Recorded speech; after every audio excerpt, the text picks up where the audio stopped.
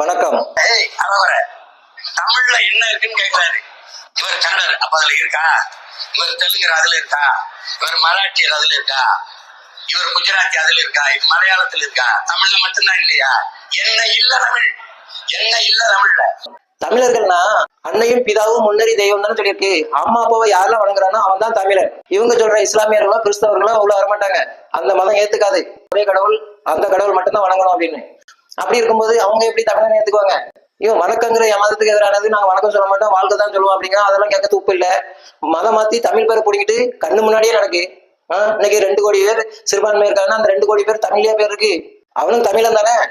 ஏன் பேர் மாத்திரம்? தமிழ் தேசியத்தோட நோக்கம் தமிழ் அழிக்கிறது தானே தவிர தமிழை காப்பாத்துறதோ தமிழனை காப்பாத்துறதோ நாட்டை ஆள்றதோ கிடையாது.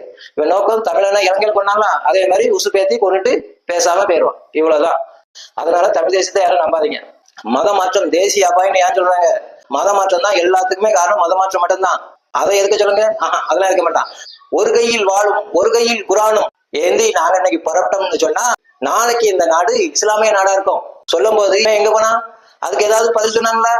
சொல்ல மாட்டா, சொல்லவே வேண்டாம். மொழிக்காக, இந்த ஜனங்களுக்காக, இந்த நாட்டுக்காக பாடுபடுறதுக்கு இந்து முன்னணி, RSS, BJP வேணும். இவன் நோகாம வந்து நொங்கு போனோம். தமிழர்கள் இந்துக்கள் இல்லை, இந்துக்கள் யாரும் தமிழர்கள் இல்லை. அதனாலதான் நான் சொல்றேன், நான் ஹிந்துன்னு ஒண்ணு இருக்கிற வரைக்கும் தான் இந்த நாடு, ஹிந்துன்னு ஒண்ணு இருக்கிற வரைக்கும் தான் இந்த மொழி, ஹிந்துன்னு ஒண்ணு இருக்கிற வரைக்கும் தான் எனக்கும் யாரும் அடிமை இல்லை, நானும் யாருக்கும் அடிமை இல்லை. முதல்ல அதை தாண்டி வேற ஏதாவது ஒண்ணு வந்ததுமையா நான் மதம் மாறிட்டேன்னு வச்சுக்கேன். நீ சொல்லக்கூடிய அதே தாய்மொழி தமிழ், நீ சொல்லக்கூடிய அதே தாய்மொழி மூத்த மொழி என் கால் செருப்புக்கு கீழே. நீங்க சொல்லக்கூடிய தாய்மொழி, நீங்க சொல்லக்கூடிய உயிர்மொழி, நீங்க சொல்லக்கூடிய மூத்த மொழி தமிழ் மொழி என் கால் செருப்புக்கு கீழே. முதல்ல தமிழை தான் கொளுத்துவேன்.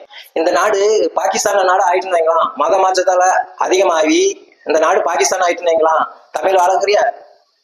தமிழ் வாழக்கிறியா? பொத்திட்டு போயிடுவான். முதல்ல பொத்திட்டு போறதையும் வந்தான் போவான்.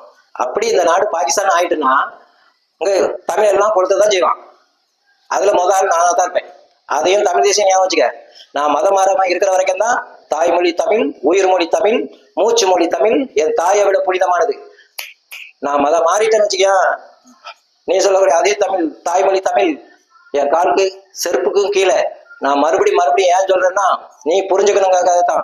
இதுக்கு மேலே நான் புரிஞ்சுக்க மாட்டேன்னா அது உன் விருப்பம். சரியா? இதுல உனக்கு எது வேணும்னு நீ தான் முடிவு பண்ணணும். பாத்துக்க. தர்மத்தின் வாழ்வுதனை சூதுகவும் பின் இறுதியில் தர்மமே வெல்லும். ஜெய்ஹிந்த்.